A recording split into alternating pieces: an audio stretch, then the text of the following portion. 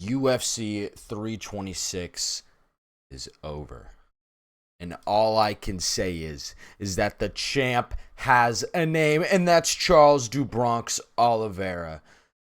Absolute MMA domination. Not even a moment where Holloway looked like he had a chance. Even on the feet in the exchanges, Oliveira was landing the cleaner and bigger shots.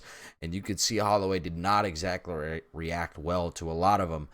Kind of wearing some welts and a little bit of damage. Oliveira had him cut open. And thanks to the wonderful people at Paramount Plus, not only did the lights, go out and we're stuck with absolutely nothing during the live stream, we missed the biggest hit, which was that massive knee that Oliveira hit Holloway with. But you could start to see that Charles was wearing hard on Holloway, looking absolutely defeated, especially in rounds 3 going into 4. And you can hear him tell his corner, I think it's going into round 4, that this isn't working. So absolute domination by Charles Oliveira all around.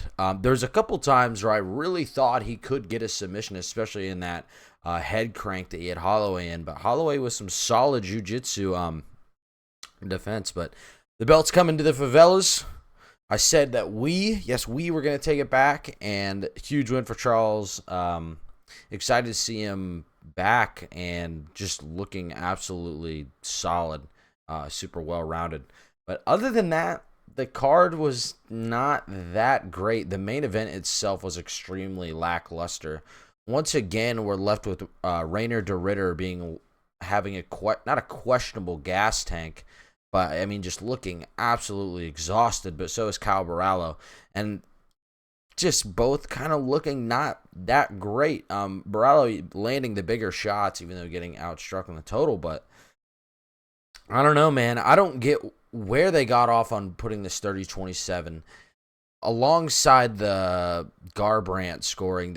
The scoring in this card was not, it was very, very questionable, concerning. I mean, we're in Vegas. Things like these can happen, but just a lot of things left up in the air. But Kyle Barallo coming out with a win. I hate to say it, I don't really think Kyle Barallo is going to look that great against anyone in the top 5. Just not really looking that great in general.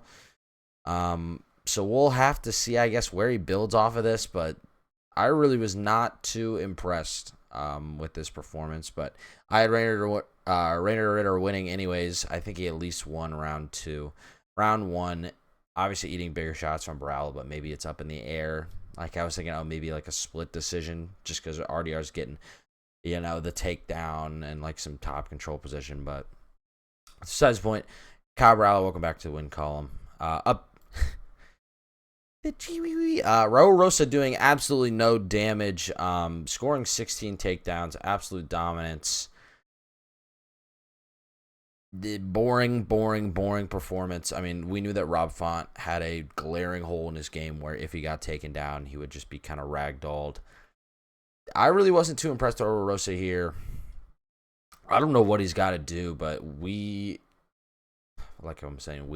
I think he really needs to focus on at least being more active in his grappling. I know that's a very obvious thing, but not even a single submission attempt. But I mean, the takedowns, the back take, the control time was great, but just didn't really do a lot. I don't really think Raul Rosas Jr. has a lot of potential against some tougher guys who actually have some more takedown defense once he starts climbing the rankings. I mean, he's entered the top 15, but we'll have to see. I'm worried for him, to say the least. Drew Dober, once again, taking down. The meme itself speaks for itself. Michael Johnson looking a lot better there, kind of going into the first, but just eating that massive counter shot by Drew Dober and just being put to sleep, getting stunned hard. We knew someone was gonna get finished, and I think, funnily enough, I was on Twitter at the time, and someone tweeted this where it says Michael Johnson has been paid to lose by round 2 TKO today to the gang called the Gangster Disciples coming out of St. Louis, Missouri, because they're holding his nephew hostage. And that was posted at 3:40 p.m., so well before any of these fights started. I'm not saying that's the case. I don't think that's the case, but very concerning. And there was also a lot of gambling line movement at the time. Drew Dober going from an underdog to, I believe, a minus 180 favorite. So I'm not exactly sure what that was. Very suspicious. A lot of sports books ended up taking this fight off their betting sites. You just couldn't bet on it just because of the massive line movement. But that's concerning, to say the least. But Drew Dober continue to build off that momentum. Let's see. I was hoping for more here. I'll be honest. I was hoping to maybe see a little later, round 2, maybe someone gets knocked out, but just insane. Gregory Rodriguez getting that first fight back, getting there. Maybe we get a trilogy. Probably not. But it's 1-1 right now between the two. And I don't know. There's really not too much to say, but Gregory Rodriguez continuing to look just really great with a lot of power in his hands. Bruno Ferreira, man, I don't know what to say. We'll have to see what they do with you after this one. But good one for RoboCop. This is the fight I had the biggest problem with. Not only did Cody Garbrandt lose all 3 rounds, 10-9, but for some reason we're giving him the first round. He got absolutely outstruck on the feet in every facet of the game. You know, there was one takedown, doesn't really mean anything. But not only that, he eats 2 nut shots, which, well, I think it was 3, but he's vomiting in a bucket. It should have been a DQ. That's ultimately what it should have been. I'm glad he got back out and fought, but he goes, "Oh, I'm pissed, I'm angry," and then proceeds to just kind of jump at Zhao Long and then go back to doing absolutely nothing. Zhao Long still should have won this even with the 2-point deduction. I don't know what the judges were seeing giving Cody Garbrandt round 1. I think there were 2 judges that gave him round 1. Questionable scoring, to say the least. Just another, unimpressive win. I guess all it takes to get a win when you're losing every round is getting kicked in the dick 3 times. So, yeah, congratulations, Cody Garbrandt. Dante Johnson not looking that great against Cody Brundage. Split decision win here. Oh my goodness. When you look at the numbers, it does look pretty nasty, but just Dante Johnson just not looking as great as these numbers indicate. We'll have to see who they put him up against next, but I don't know. You got to get back to the lab. You can't be taking Cody Brundage to a split decision like that. Alberto Montez kind of walking through Ricky Tercios here. Little Ilya Tapturo. This is Ilya Tapturo. Getting a submission in the second round. This one's pretty good. I don't really think there's really anything else I want to talk about. These 2 fights were pretty impressive, at least for Rodolfo Bellato. Just kind of showing that, hey, like, you can't just walk through me. You know, oh, you had a 15-second in the Dana White Contender Series. Okay, that doesn't really mean anything. You know, he's got a little more experience. Piecing up Luke Fernandez, looking really good. Solid win for Rodolfo Bellato. I think now his record, which if we look at Rodolfo Bellato's record, you guys are going to like this.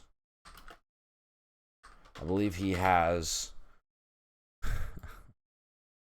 recently, it's a win, a loss, a no contest, and a draw. So every single thing that could have happened in the past 4. Collecting all Infinity Stones. So, good job, Rodolfo Bellato. Welcome back to the win column. Here, Rafael Tobias not looking that great. Dier Nurgize. I'm going to get these names right. Looking pretty solid. I thought these fights were pretty enjoyable. I like these fights. A lot of action. Usually you can kind of get that in the early prelims where these guys kind of want to prove themselves and fight as hard as they can. This was fun. This one was fight. Congratulations, Nurgize. Sumerdaji, Jesus Aguilar. Jesus Aguilar struggling with the distance management, not able to get the takedowns they needed, especially against Sumerdaji, who has I think a 10-inch reach advantage in this fight. But Sumerdaji looking pretty good, keeping up the pressure. Some pretty solid exchanges at range. This is a solid win. Overall, I get why there's a lot of discourse where, oh, Charles Oliveira, oh, he's not the BMF. Oh, what do you want? If you wanted a striker matchup, they should have gave Max a striker matchup.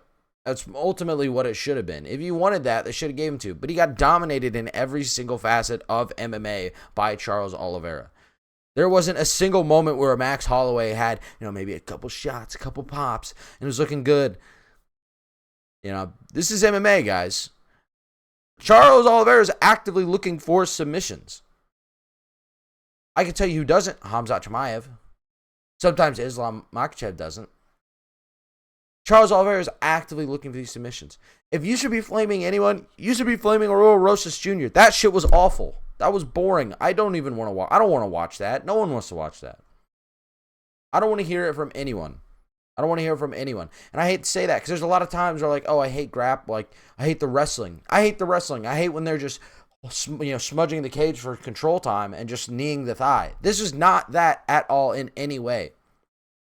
I truly believe that if you are hating on Charles Oliveira after this performance, you are just coping. Either your bet lost or for some reason people were glazing and telling you that Max Holloway's takedown defense is super, super, super good. He's built for this. He's built for this division. Sure. I would like to see who they give Max Holloway next, but when you look at his career, he's only fought strikers. Truly, he's only fought strikers. But hey, we are the BMF champ. This one is good. Other than Paramount Plus being kind of dog shit and just a lot of things going kind of weird, lights going off twice in the middle of a fight and just the broadcast cutting out. I don't know. We'll have to see. Hopefully they can get a lot of these issues fixed. It's still very, very early. We're in quarter one. Things have been kind of lackluster. I haven't really been too impressed, but it doesn't matter. Thanks for tuning in. Like, subscribe, comment, do whatever you want to do. I'm going to try and get a video out with Frank where maybe we react to the UFC White House card. I have a couple of opinions I think people don't want to hear, but I'm going to say them anyway. So thanks for tuning in. And we'll see you in the next video.